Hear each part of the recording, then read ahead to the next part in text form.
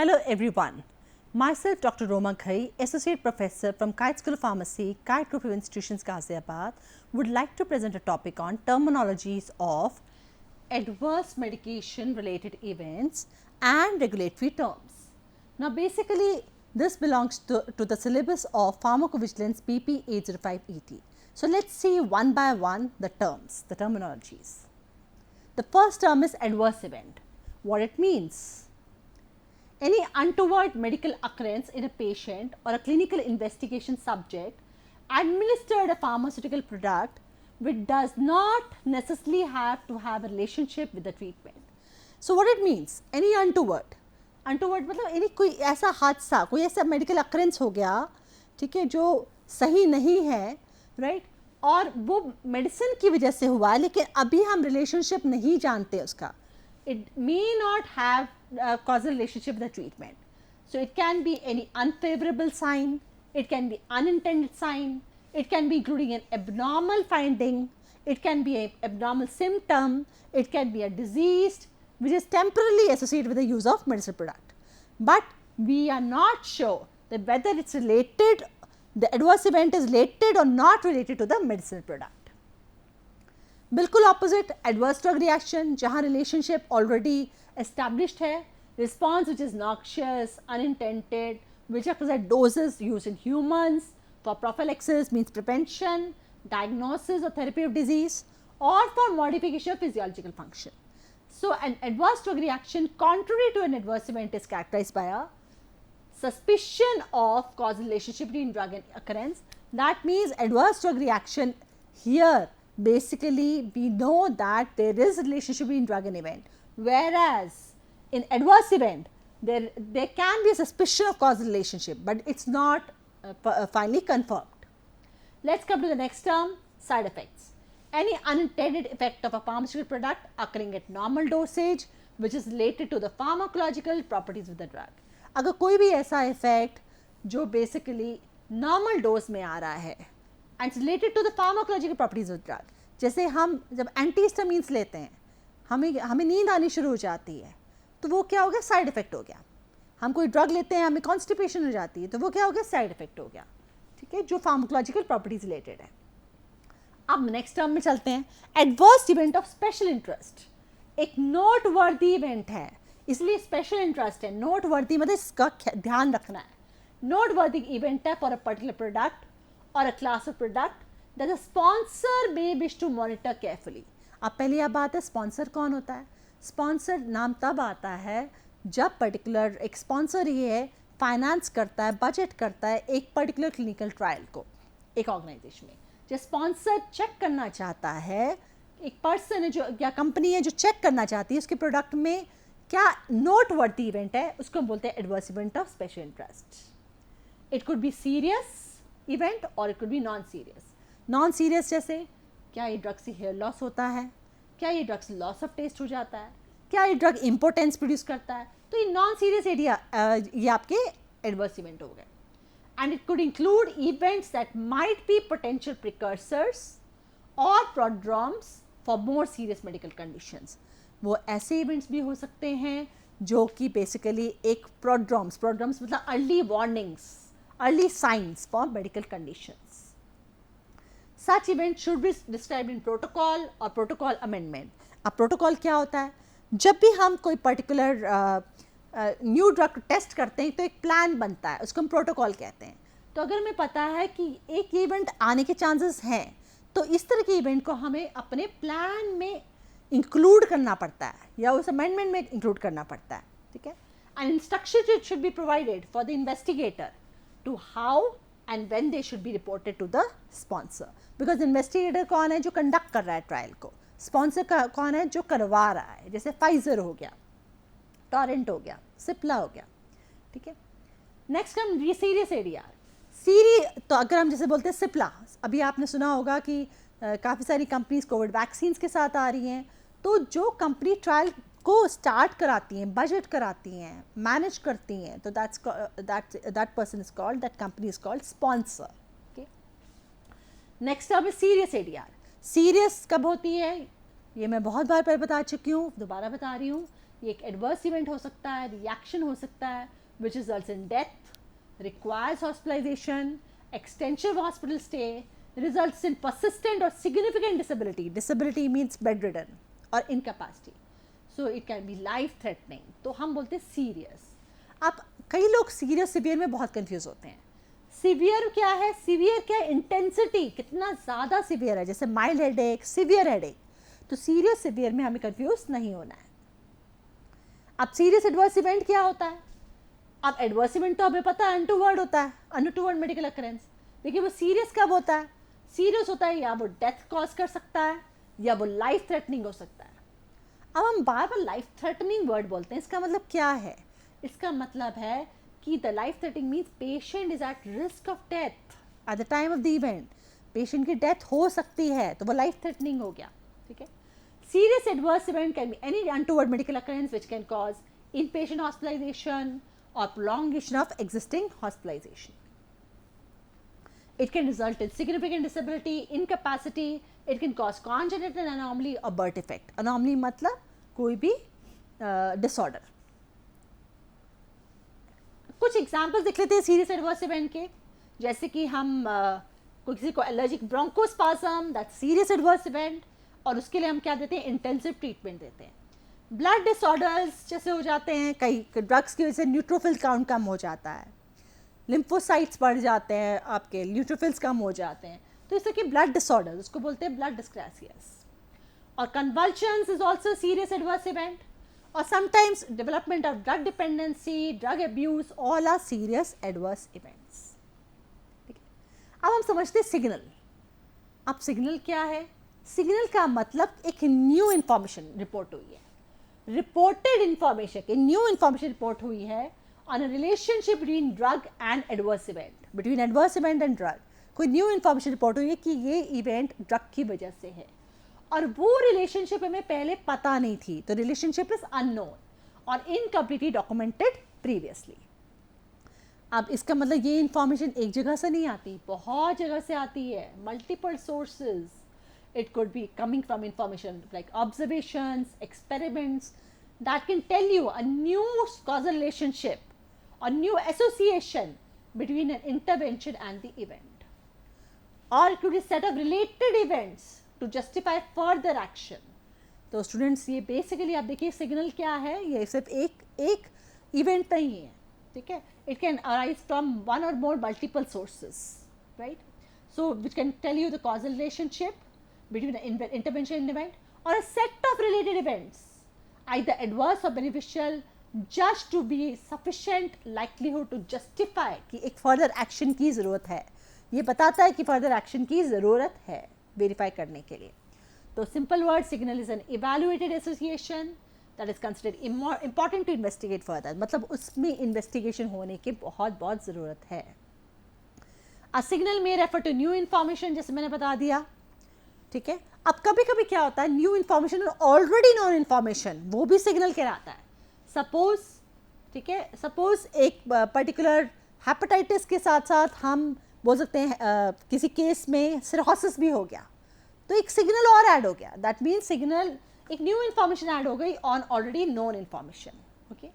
Usually more than a single report is required to generate a signal depending upon seriousness of event and the quality of the information.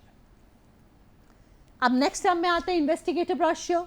अब ये brochure क्या होता है? Brochure बिल्कुल वैसे ही होता है जैसे कि आपका एक कंपनी का ब्रोशर हो गया. ठीक है. इस पे सारी इंफॉर्मेशन कंपाइल्ड है. कौन सी इंफॉर्मेशन कंपाइल्ड है? क्लिनिकल डाटा की और नॉन क्लिनिकल डाटा की on the investigation product that is relevant to the study of investigation product in human subjects, जो कि रेलिवेंट इंफॉर्मेशन है, clinical and non clinical information. ठीक है. अब अगला देखते हैं कंपनी कोड डाटा शीट. ये बहुत ज़्यादा यूज़ किया जाता है. ये एक डॉक्यूमेंट है, ये डॉक्यूमेंट प्रिपेयर करता है मार्केटिंग ऑथराइजेशन होल्डर, जो मार्केट कर रहा है ड्रग को. जो कंपनी मार्केट कर रही है वो प्रिपेयर करती है कंपनी कोड डाटा शीट. ठीक है. किसके लिए प्रिपेयर करती है? अपने प्रोडक्ट्स के लिए प्रिपेयर करती है. Containing in addition to safety information material related to indications, material related to dosing, material related to pharmacology, material related to other information concerning the product. तो ये एक तरह से इस डॉक्यूमेंट में सारा ही डाटा आ जाता है, सेफ्टी इंफॉर्मेशन का मतलब क्या होता है? Assessment between the benefits of the drug and risk of the drug. Okay, right.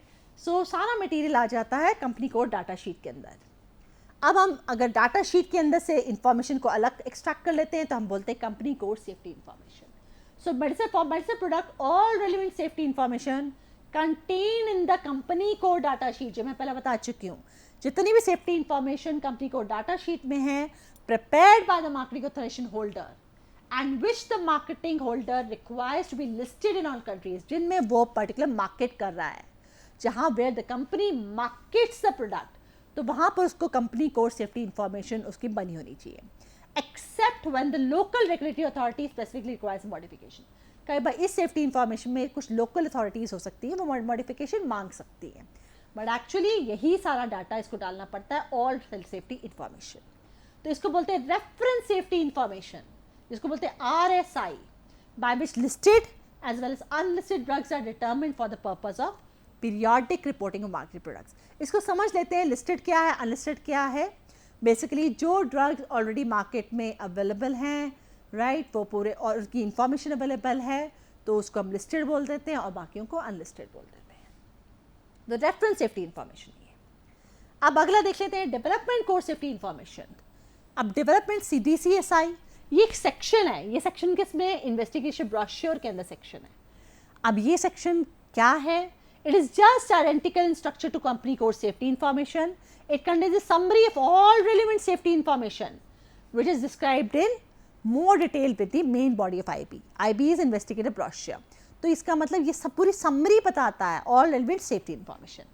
सिर्फ फर्क क्या है, ठीक है, कि ये सेक्शन है आपका IB के अंदर, investigative brochure के अंदर, जबकि safety information आपका company code data sheet में है। It's a reference safety information that determines whether ADR is listed or unlisted. अभी हम listed unlisted में भी बताती हूँ मैं अभी। Labeled or unlabeled. For product with an approved marketing application, any reaction which is not mentioned in the official product is unlabeled. अगर जो information नहीं दी गई है और product launch हुआ है और label नहीं दी गई है, तो वो आप उसको हम बोलते हैं unlabeled information, unlabeled. अगर वो include है information, it's called labeled. So for a product, any reaction which is not mentioned is unlabeled and which is mentioned is labeled. So official product information refers to SMPCs, जो अभी मैं बताऊंगी, summary of product characteristics, package insert और product data sheets. तो students पहले हम समझते हैं summary of product characteristics। समझ लो, एक summary है। प्रोडक्ट कैरेक्टरिस्टिक्स, प्रोडक्ट को कैसे यूज़ करना है, प्रोडक्ट की क्या डोज है, क्या फ्रीक्वेंसी है, क्या कितनी बार देना है, राइट। तो ये समरी होती है। It's a basis of information for health care professional on how to use the medicine, how to use the medicine. तो ये इन्फॉर्मेशन अपडेट होती रहती है, जैसे न्यू डाटा इमर्ज होता रहता है कि ये बच्चों में भी यूज़ किया जा सकता है या नहीं यूज़ किया जा सकता, तो ये इन्फॉर्मेशन अपडेट होता रहता है। So it's a legal document approved as a part of marketing authorisation of a medicine product in European Union. तो स्टूडेंट्स, ये यूरोपियन यूनियन में एक लीगल डॉक्यूमेंट है जो बेसिकली अप्रूव जब हम करते हैं तो इसका मतलब इसमें सारी इंफॉर्मेशन है यूज़ कैसे करना है ड्रग को। अब मैं पहले बता रही थी अनलिस्टेड, ठीक है। जब आ गया अनलिस्टेड, अब मैंने ये तो बता दिया था आपको कि बेसिकली कि रेफरेंस सेफ्टी इंफॉर्मेशन से पता चलता है कि ड्रग लिस्टेड है, अनलिस्टेड है, लेकिन ADR भी अनलिस्टेड और लिस्टेड हो सकते हैं, ठीक है। अनलिस्टेड में क्या, adverse reaction the nature of severity of which is not consistent with the applicable product information, यानी कि जिनकी इंफॉर्मेशन पूरी नहीं दी हुई एप्लीकेबल प्रोडक्ट इंफॉर्मेशन में, इन्वेस्टिगेटिव ब्रोशर में नहीं दी गई और SMPC में दी गई नहीं दी गई, तो उसको हम अनलिस्टेड ADR कर देते हैं। यानी कि simple words, it is the nature severity is not consistent with applicable product information. For example, investigative brochure when the drug is not approved in the market, right? जब हम not approved होता है तब हम IB बनाते हैं और जब approve हो जाता है तो हम SMPC और package insert बनाते हैं। तो simple word unlisted unexpected क्या है? An adverse drug reaction whose nature, severity, specificity, outcome is not consistent with a term or description used in local or regional product labeling.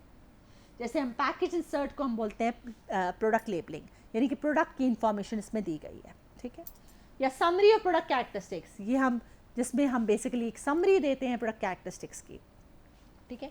तो students basically unlisted expected you must remember that's not consistent, the information not consistent with the product labelling. Expected क्या है? where nature severity is consistent with that included appropriate reference safety information. यानी कि ये particular area list किया गया है. List किया गया है किसके लिस्ट किया गया है? Reference safety information. या वो इन्वेस्टिगेटिव ब्रोशर में दिया गया है अगर वो ड्रग अभी तक अप्रूव नहीं हुआ. अगर ड्रग अप्रूव हो गया है तो पैकेज इंसर्ट में दिया गया है, समरी ऑफ प्रोडक्ट कैरेक्टरिस्टिक में दिया गया है. तो जो चीज़ इंफॉर्मेशन ऑलरेडी अवेलेबल है तो और एडीआर, उस एडीआर को हम बोलते हैं expected listed area. ADR whose nature, severity, specificity and outcome are consistent with the information in the company core safety information. Suspected ADR. Now, SUSAR बोला जाता है suspected, unexpected, serious, adverse reaction. तो SUSAR क्या है? Serious word है तो serious ADR है. Whose nature, अब unexpected कब है? Unexpected है जिसकी nature, severity unexpected है. ठीक है. Unexpected based on applicable product information, यानी कि प्रोडक्ट इन्फॉर्मेशन में नहीं दी गई है लेकिन वो सीरियस है और उसका नेचर नहीं दिया है. ठीक है. However this term only refers to serious events. Next term is critical events. WHO ने मार्क किया है क्रिटिकल टर्म्स को. टर्म्स क्या होती है? ये टर्म्स क्या बात है? क्रिटिकल. क्रिटिकल मतलब जो इंडिकेट करती हैं सीरियस डिजीज स्टेट्स को, जैसे कि death, anaphylactic shock, convulsion, erythema multiform है. ये क्रिटिकल टर्म्स है. ठीक है. या वो वारंट करती है special attention should be given because there is a possible association with the risk of serious illness that may lead to more decisive action than reports on other terms.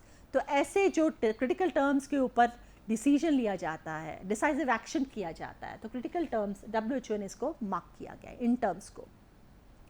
Medication errors. Error क्या होता है? Mistake. ठीक है. Mistake in the medication use process. Prescribing में mistake हो गई, transcribing में हो गई, डिस्पेंसिंग में हो गई, एडमिनिस्ट्रिंग में हो गई या मॉनिटरिंग में हो गई. तो कहीं भी एरर हो गई तो उसको बोलेंगे मेडिकेशन एरर. जैसे कि प्रिस्क्रिप्शन को गलत तरीके से मिसरीड कर दिया, राइटिंग कर दी. ठीक है. तो वो मेडिकेशन एरर्स में आता है. और they are more common than adverse events and they about 25% of adverse events are because of medication errors. 25%.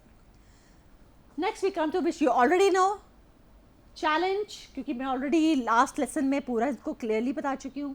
Challenge क्या है? Administration of suspected product. Please याद रखो सस्पेक्टेड प्रोडक्ट है, यानी कि कोई पर्टिकुलर एरिया हो सकता है. That's challenge. Positive challenge. Drugs under consideration given deliberately. जानबूझ के ड्रग को दिया गया positive challenge. Negative challenge. Drugs under consideration avoided wilfully. जब हम अवॉइड कर रहे हैं, हमें पता है सस्पेक्टेड ड्रग है, अवॉइड कर रहे हैं. Negative challenge. D challenge. जब भी मैं डी चैलेंज बोलती हूँ, DE याद रखो, यानी कि decrease. That means withdrawal of a suspect product from a patient therapeutic regimen. D challenge क्या हुआ? जो प्रोडक्ट चल रहा था, पर्सन यूज कर रहा था मेडिसिन को, उसको हमने स्टॉप कर दिया, विड्रॉ कर दिया. D challenge.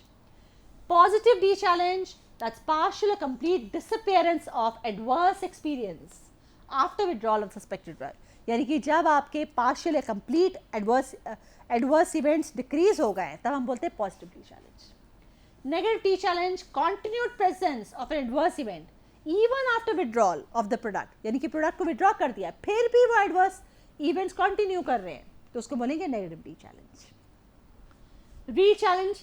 Reintroduction of a suspected product suspected of causing an adverse experience following a positive T challenge. यानी कि हमने दोबारा से रीइंट्रोड्यूस किया प्रोडक्ट को, तो उसको बोलेंगे री चैलेंज.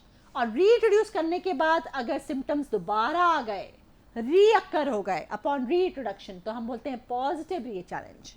और अगर ये प्रोडक्ट कोई साइन एंड सिम्टम्स नहीं प्रोड्यूस कर रहा अर्लियर की तरह, तो हम बोलेंगे नेगेटिव टी चैलेंज. तो पॉजिटिव क्या आ गया? Reoccurrence of similar sign symptoms upon reintroduction of the suspected product. Negative क्या हो गया? Failure the product when reintroduced to produce the sign and symptom. That means the product has failed to produce the same signs and symptoms when it was reintroduced. Benefit risk analysis. Benefit risk क्या होता है? Benefit क्या होता है? Favorable चीज़ें होती है. Risk क्या होता है? Unfavorable results. So examination of beneficial यानी कि favorable and unfavorable results of undertaking a specific course of action. That's called benefit risk analysis. आजकल हम उसको benefit harm analysis भी बोलते हैं, effectiveness risk analysis बोलते हैं, ठीक है. Potential risk, ये next adverse event का term है. पहले इसको समझ लेते हैं क्या है. An untoward occurrence for which there is some basis of suspicion of an association with a medicinal product of interest, but the association has not been confirmed. तो दो चीज़ें हमने देख ली कि यानी कि हमें डाउट है कि ड्रग एडवर्स इवेंट में कोई पर्टिकुलर रिलेशनशिप है, लेकिन एसोसिएशन उसकी कंफर्म नहीं है. तो कुछ एग्जांपल्स देख लेते हैं. Examples include non clinical safety concern. Non clinical safety concerns क्या हो गए? जब हम एनिमल्स में स्टडीज कर रहे हैं, ठीक है, that are not been observed, और उसके बाद that are not been resolved in clinical studies. तो स्टूडेंट्स, फर्स्ट एग्जाम्पल हो गया कि ऐसे नॉन क्लिनिकल सेफ्टी कंसर्न्स थे, मतलब जब हमने एनिमल स्टडीज़ करी तब हमने देखा कि वो सेफ नहीं था, ठीक है, राइट. बट दिस सेम जो हमने यहाँ से एरिया हमको मिला, दैट वाज नॉट ऑब्जर्व्ड और रिजॉल्व्ड इन क्लिनिकल स्टडी, वो हमने क्लिनिकल स्टडीज में ऑब्जर्व नहीं किया. तो that is example potential risk. Secondly, clinical trials के अंदर एडवर्स इवेंट्स हुआ, लेकिन मैग्नीट्यूड इतना बड़ा नहीं था जो रिलेशनशिप को बता सके, सजेस्ट कर सके. और तीसरा, event which may be known to be associated with other products of the same class, यानी कि अदर क्लासेस भी इस तरह के इवेंट को प्रोड्यूस कर सकते हैं. तो ये हम बोलते हैं उसको पोटेंशियल रिस्क. यानी कि सिंपल सी बात है कि सस्पिशियस है, डाउट है ड्रग और इवेंट में, लेकिन अभी एसोसिएशन की कंफर्म नहीं हुई है. सेफ्टी कंसर्न नॉन क्लिनिकल में मिला, ठीक है, but it was not been observed और resolved in clinical studies. Identified बिल्कुल opposite. Now, and evidence is there. Evidence of association with medicinal product of interest. क्या examples हो गए students? Specially demonstrated हुआ ये non-clinical studies में, confirmed हुआ ये ADR clinical data से, जो reaction देखा गया well-designed clinical trial में, epidemiological study में, and that relationship was, the magnitude of that relationship was, it suggests the causal relationship, यानी कि ड्रग और इवेंट में अच्छा खासा रिलेशनशिप है, ठीक है. It suggested by number of well documented spontaneous reports where the causality is strongly supported by temporal relationship. Okay, right. Example देख लेते हैं, जैसे कि anaphylactic shocks, application site reaction. तो ये क्या आइडेंटिफाइड रिस्क है, राइट. अब important identified risk, important potential risk क्या है? सिंपल. इंपॉर्टेंट कब हो जाता है? इंपॉर्टेंट वो चीज़ होती है जो इम्पैक्ट करता है risk benefit profile of the product और which has implications for the public health. कोई भी चीज़ इंपॉर्टेंट तब बोली जाती है कि जब वो पब्लिक को इफेक्ट कर रहा हो, right. So any risk is likely to be included in the contraindications और warnings and precaution section of the product labelling. अगर कोई भी रिस्क है, इंपॉर्टेंट आइडेंटिफाइड रिस्क है, पोटेंशियल रिस्क है, कोई भी रिस्क है, that needs to be put in the product labelling. Next हम देख लेते हैं missing information, gaps in knowledge about a medicinal product related to safety, जो हमें नहीं पता, which could be clinically significant, जो क्लिनिकल सिग्निफिकेंट हो सकते हैं लेकिन गैप्स है, हमें नहीं पता, तो मिसिंग इन्फॉर्मेशन. नेक्स्ट हम देख लेते हैं सेफ्टी कंसर्न. जब भी हम बोलते हैं कंसर्न, इसका मतलब या तो आइडेंटिफाइड रिस्क है, या वो पोटेंशियल रिस्क है, या वो मिसिंग इन्फॉर्मेशन है. और स्टूडेंट्स, ये सेफ्टी कंसर्न की डेफिनेशन कहाँ से आई? ICH डेफिनेशन आई है, फ्रॉम ICH E2C गाइडलाइंस आई है. ये बताते हैं safety issue, safety concern, they can be used interchangeably, right. PSUR क्या है? Periodic safety update report. ये रिपोर्ट कब बनाई जाती है? Format and content by providing N evaluation of risk benefit balance of product. जब एक कंपनी बेसिकली मार्केट करती है प्रोडक्ट को, तब उसको इवैल्यूएट करना पड़ता है रिस्क बेनिफिट बैलेंस, और ये PSUR सबमिट करा जाता है रेगुलेटरी अथॉरिटीज में. इंटरनेशनल बर्थ डेट, इस टर्म को देख लेते हैं. हम सबका बर्थडे तो हमको याद होता है जिस दिन हम पैदा होते हैं, लेकिन जिस दिन फर्स्ट मार्केटिंग होल्डर को ये उसका मार्केट होता है प्रोडक्ट, तो हम बोलते हैं international birthday. The date of first marketing authorisation for any product containing the active substance granted to the marketing authorisation holder. जब फर्स्ट टाइम वो मार्केट करता है उसको बर्थ डेट बोलते हैं. Data lock point, DLP represents a cut off date for data and analysis present in the document. अब आपका PSUR, DSUR, अब DSUR क्या है? डेवलपमेंट. सेम चीज है, comprehensive, thoughtful, annual review, evaluation of important safety information. जब कोई drug market कर रहे हैं तो हमें समरी बनानी पड़ती है सेफ्टी इंफॉर्मेशन की, ठीक है, हमें बेनिफिट रिस्क प्रोफाइल बनाना पड़ता है, ठीक है, लेकिन क्योंकि डेवलपमेंट है, यानी कि जब ड्रग डेवलपमेंट स्टेज में हो, यानी कि क्लिनिकल ट्रायल्स में हो, तब हमें DSUR सबमिट करना पड़ता है रेगुलेटरी अथॉरिटीज़ को। तो एक फॉर्मेट है, ये कंटेंट है for periodic reports on drugs under development. और पीरियोडिक कब होता है? पोस्ट ऑथराइजेशन फेज, जब ड्रग आपकी मार्केट होती है। Risk benefit balance, evaluation positive therapeutic effects of the medicine product to the risk, any risk relating to the quality, safety, efficacy of the medicine product is regarded as on the patient health is the risk benefit balance. The signal management process, signal detection, validation, confirmation, analysis, prioritization, assessment, its recommendation for action, ये सारा signal management में आता है, यानी कि activities है which is to determine whether based on examination of individual ICSR report, data available from active surveillance और in literature हमें कोई एक्टिविटीज़ होती हैं जिससे हमें पता चलता है new risk associated with the active substance, तो उसको हम बोलते हैं सिग्नल मैनेजमेंट, राइट। तो pharmacovigilance, science and activities related to detection, assessment, understanding, prevention adverse effects और another possible drug related problems, that's called pharmacovigilance, जो ऑलरेडी मैं बता चुकी हूँ। Student, these are the references, you all can go through the references, and thank you everybody. There are a lot of terms. You have to read it once again to understand it more and more. So thank you for your patient listening. Thank you.